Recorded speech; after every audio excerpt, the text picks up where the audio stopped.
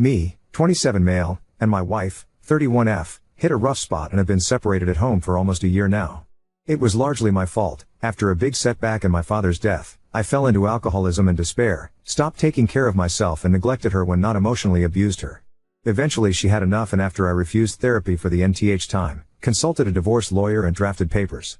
I signed them off right away, but she didn't, keeping them in her room. She knew I was in a hard spot financially, so she said she'd wait for me to come into my inheritance so I could move out, and then she'd sign and file for a no-fault divorce. Not from the US, in our country you can do this. After 2 months sleeping in my home office, I got sick of it and stopped drinking, dived into work and overall did chores around the house and helped her out. When she commented on my change, I boasted I was doing it for myself and not for her, and she agreed because while she wanted me out, she still cared for me. Over the last months she also occasionally asked me to sleep in the bed with her and not in my home office. Nothing intimate happened, but still she would spoon me. This until last evening. We had gotten closer and closer, especially over the holidays, and I told her that what I said was not true. I had changed and stopped drinking to show her at first, but then I really wanted to turn over a new leaf and be a good soon-to-be ex-husband. She went to her room and picked the divorce papers, setting them in front of me. She asked what we should do with those then, so I ripped them and she yelled out a big yes. And then hugged me. So, I guess we won't be getting divorced. Hooray? Oop, I will, thank you. I was so deep down in negativity that I couldn't see how I hurt her. To add, I may sound neutral/uncaring by the ton of the post, but I really didn't expect what happened, what I did and how she'd react. We had talked a bit previously about this, and all she said is that she was in no hurry to divorce as long as I was respectful and kept improving. I had a hunch she wanted to try and reconcile, but she was already being so generous to me that I didn't want to try and push my luck. And I admit it feels weird that we can be husband and wife again. I guess it will take some time after over a year as roommates. Oop, thank you. She was ready to go through with it because even if she loves me, she couldn't keep enduring me hurting both myself and her, emotionally and morally, and I think she was right to do that. It still feels weird to be sleeping in the same bed every night and be affectionate. We haven't been intimate at all during separation, and she hinted she wants to reconnect too on that level. Oop, you are right. I definitely need to learn to be more open emotionally, and I'm working on it in therapy. Also, when we hug or cuddle I admit to her that it feels a bit weird, but also pleasant and fuzzy. After so much time, she just reassures me that for those things we have all the time in the world. But she also said no hurry and take things at our pace. Update 1. I posted a week ago about what had happened the evening prior. After living separate at home for almost a year, my soon-to-be ex-wife wanted to reconcile, so I ripped the divorce papers in front of her, to her delight. However, soon after the realization that I had planned my whole new year around the fact I was getting divorced set in, and that the decision of reconciliation actually brought me uncertainty and anxiety. My wife noticed that, and we had a number of heart-to-heart about this. There was talking, laughs and even tears during those talks, tears of the good, liberatory kind. My wife rarely if almost never cries, she's the stoic type, but seeing her break into tears, sobbing how much I hurt her and she still loves me, was like getting stabbed in the heart. I realized the pain I caused her is still fresh and burning. She unloaded all the pain and turmoil I had inflicted upon her with my past behavior, and admitted she felt both proud and bitter about my changes in the last year. Proud because I turned my life around, bitter because I had accepted the divorce so quickly as if she was what was holding me back, and she wasn't worth my best self.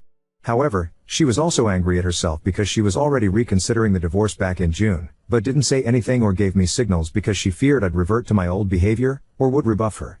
In the meantime, I had started to renovate my father's old villa, well, more of a big house than a proper mansion, to move in this year, and gave her only breadcrumbs information about it, and she was both positively surprised to learn about all the work I am putting into it, and again a bit bitter that I didn't tell her anything and all my projects were designed without her in mind, as if she was just an already fading memory.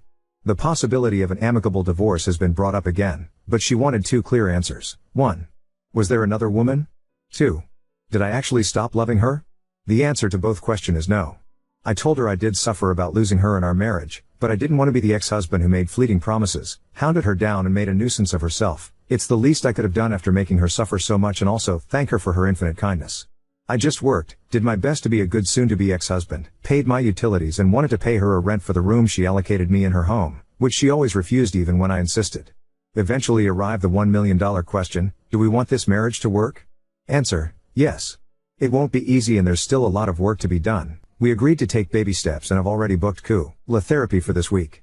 I am already doing individual therapy, but now she'll be looking for individual therapy for herself as well. In the last week, we went on some quiet dates, walks and a short hiking trip.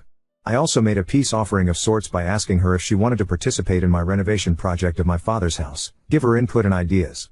She was enthusiastic about it. She likes gardening, but her property has no garden and she makes do with the potted plants on the balcony, while my father's house has a large garden and a big plot of overgrown land behind it.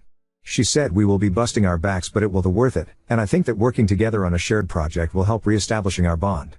It would have been foolish to think everything would have been fine right away. It's not like in movies where they make passionate love and are lovey-dovey all of a sudden. There's been distance for a year and hurt on both sides, and it will take time to heal and be close to each other again. Little changed in the last week. We had our first couple counseling session and her first therapy session. We laid down the framework for our marriage. Went out on some dates and overall spent quality time together. We still haven't been intimate. She tried to initiate once, but I gently turned it into cuddling and talking. Another issue is that I have some difficulties sleeping in the same bed as her, not because I have something against her, but I'm so used in sleeping in my own bed that often I sleep 1 or 2 hours with her, wake up and head to my home office/bedroom and sleep there. I wake up earlier and fix breakfast for her. She's happy about it, but mentioned once I didn't sleep with her. Do those things take time? I believe so, but I'm a bit scared I'm giving the impression I gave up on our marriage. I believe it will take months and lots of work to get back at how we were, while she thinks the process should be quicker and I'm being too hard on myself and her. I have been sober for over a year, and got sober after she served me divorce papers. She decided to try to reconcile last January, and although things have been not easy to say the least, we still sleep separately. I don't feel secure enough to have sex with her, and we do lots of individual and couple therapy. We somehow are managing. However, despite what she says, I can't get over the shame that I have been a useless and abusive drunkard, and she probably remembers me as such, and the shame and guilt become unbearable. I work as a civil servant, in family services, ironically enough, and recently I got moved to the cabinet in the provincial government, even had a photo shaking hands with our Prime Minister. My wife picked this photo and put it on Facebook for everyone to see, writing how proud she was. I do think she genuinely believes this, and I'm happy, but I also think she's too eager to rug sweep the past and our problems aren't fixed at all. I still feel lots of shame and guilt towards her every time I look at her, and at a certain point even looked forward to divorce, but she insists I am doing all the right things, and if I love her, divorce would be something I'll end up regretting. I just feel we will never overcome this, and although many moments are happy and I do my best to give her quality time, cook her favorite dishes and get her gifts, I can't help but feel hopeless and even alone in my feelings. She wants for us to move on, but while for her it might be easy to forgive me, for me it's not easy to let go of the shame of what I was to her. My therapist says I have to deal with it on my own as I caused all this, and I agree, but I don't know how to move forward. Is there something I can do, or should I learn to accept this and live with it? Maybe with time it will get better? After all, a year sober is almost nothing. She had every right to file for divorce because of my alcoholism. She didn't deserve that. In the meantime, I was sick of it, so I stopped drinking, focused on my career and on renovating my father's house. She wanted to reconcile upon seeing those changes, and I agreed. But now I'm realizing I had internalized the divorce in my life plans. I planned my new essay on life about it. I can't see myself being intimate with her. She tried a couple of times and I gently turned her down. As a gesture of goodwill, I asked her if she wanted to participate in my father's home renovation project, and she accepted with enthusiasm. She always wanted a garden. Now I'm regretting it because that was supposed to be my retreat from the world and I will have to share it with her. I said all of this to her. She was upset but also understanding. In her opinion, part of the fault is hers. She never communicated about reconciliation and sprung it up on me, and as a result what should have been a happy thing became a source of stress and anxiety for me. My therapist and her are saying this is my depression talking, but I'm not so sure. Are we truly done? Update 2. I showed her the last thread. She's reading it on her phone. She said she already knew many of the things I wrote, including the comments about jam and flowers. She said if she knew the anguish a reconciliation so soon would cause, she wouldn't have offered it and is regretting it. She thanks everyone for the kind words and appreciations made towards her. At the same time, she got upset because in her opinion I put things worse than they are, so either I exaggerated them, or I've been keeping my true feelings from her, and this is a big problem. For example, she says I'm not as cold as I'm making myself up to be, and that she's not as pushy as I make her to be, and in fact she's been giving me lots of space. She says I'm doing a weird self-sabotage here. She says I'm trying to get her to leave me, but it won't happen, and if I really want to end I have to do it myself. She doesn't agree with it, but if I want to move out she won't oppose it. She wasn't angry, just very numb. Things are not easy, but overall they are going well, both in therapy and everyday life. There's still some issues in getting intimate, but we are getting there. Sometimes though the shame and guilt become too much and I wonder why is she even staying with me. Maybe sunk costs? I do my best, little gifts, dates, cooking her favorite dishes, picking up chores, but to me it always feels like I could do more. Sometimes she notices this and says to take it easy. She says I try too hard sometimes and it comes off as artificial. She likes that now I'm all smiles, always shaved, well dressed and gentlemanly with her, but joke that sometimes I look like the president of her country of origin. I'm doing my best though, even at the cost of overdoing it. We are doing therapy, but so far it's still very early. I was very apathic about everything, so now I try my best to be enthusiastic about things. She usually likes it, but once I made a dance step, she laughed but also said what the hell was that? I have been sober for over a year, and got sober after she served me divorce papers. She decided to try to reconcile last January, and although things have been not easy to say the least, we still sleep separately, I don't feel secure enough to have sex with her, and we do lots of individual and couple therapy, we somehow are managing. However, despite what she says, I can't get over the shame that I have been a useless and abusive drunkard, and she probably remembers me as such, and the shame and guilt become unbearable. I work as a civil servant, in family services, ironically enough, and recently I got moved to the cabinet in the provincial government, even had a photo shaking hands with our Prime Minister.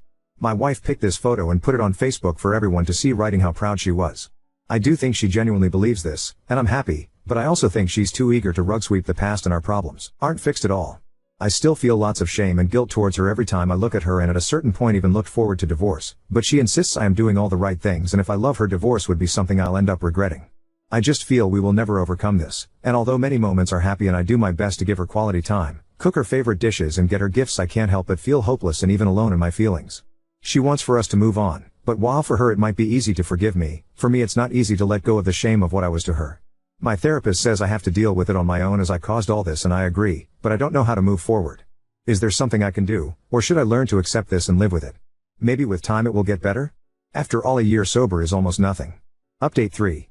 2 months later, things are going lukewarmly well. Talks of reinitiating divorce proceedings have stopped, and although we still sleep separately and have no intimacy, my issues, working on it with my therapist, we are doing well. Sometimes I feel I can't get over the shame that I have been a useless and abusive drunkard, and she probably remembers me as such, and the shame and guilt become unbearable, but then it passes a bit. Basically, we are starting over, dating, doing bonding activities, I get her gifts and surprises.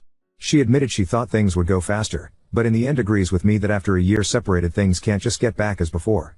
She also says I am too hard on myself, but I think she's the one being too indulgent. But apart from those difficulties, we are doing fine. Basically, we are starting over, dating, doing bonding activities. Update 4. Things are going well, reasonably so.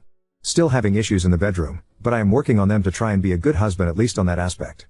Last week I received a work assignment in the capital of our country. It's a 2-month-long assignment and I'll be provided state housing.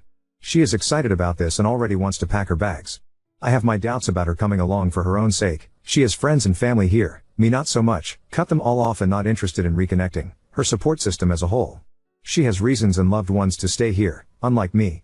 She won't budge, since we are married it's her full right to come along, and since she has her own e-commerce business she can manage it remotely. Plus she wants us to get back home every weekend. I know better than dying on this hill, so I'll be leaving with her. That's it.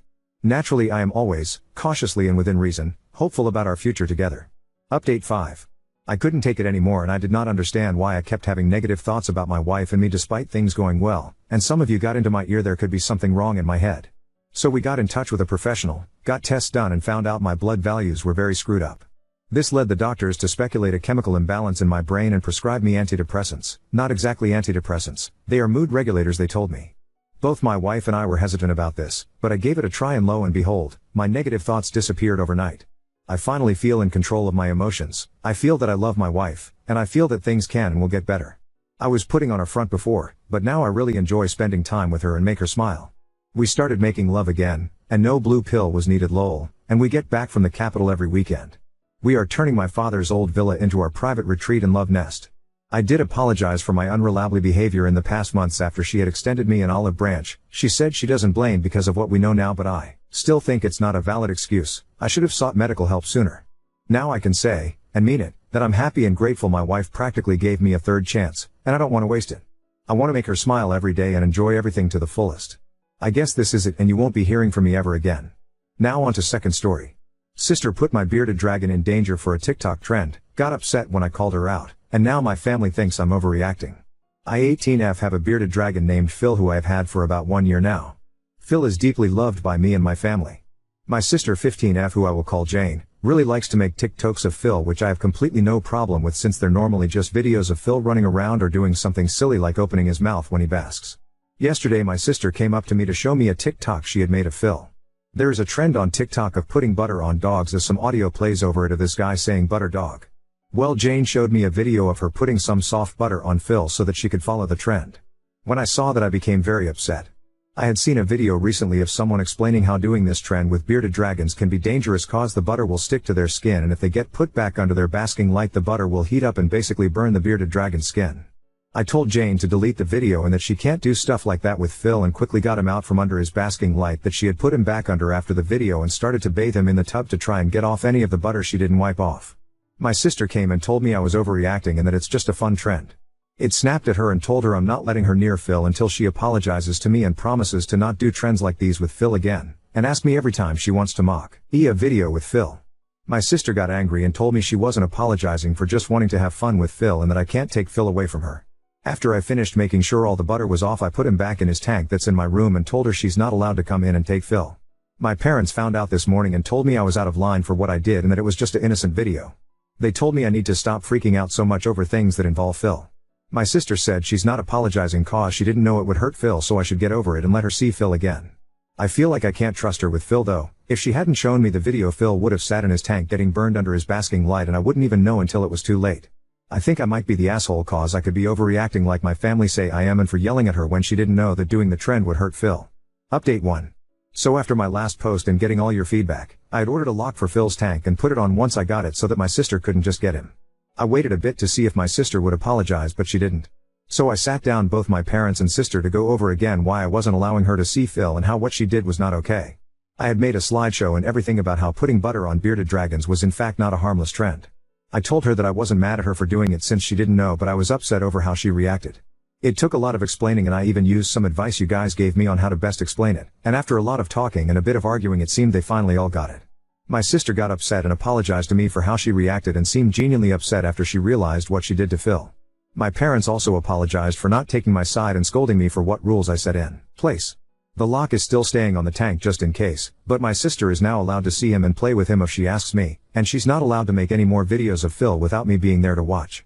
She seems a bit irritated about the rules, but she follows the rules. I also got her to take down the video off of TikTok, and she ended up making a video on how what she did was stupid and that to not do what she did, which I'm very pleased with. She has gone back to making her harmless videos of Phil just running and playing, and all is going well now. I also want to thank Reddit again for the advice and reassurance that what I was doing wasn't wrong, since I honestly was pretty lost at that time.